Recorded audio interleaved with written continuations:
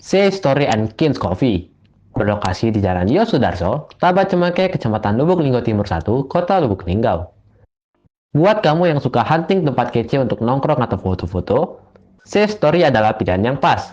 Dengan desain interior estetik, pencahayaan hangat, dan dekorasi Instagramable, setiap sudutnya bisa menjadi spot foto yang keren.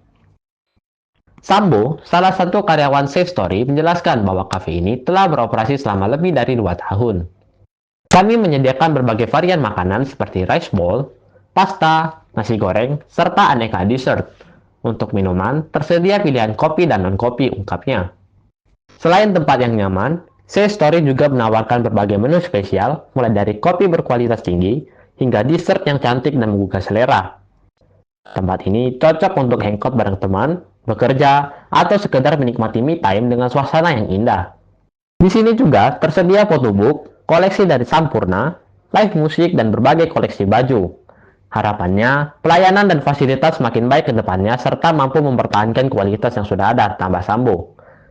Yuk mampir ke Sea Story Lubuk Linggau dan abadikan momen terbaikmu. Jika Selamat TV melaporkan.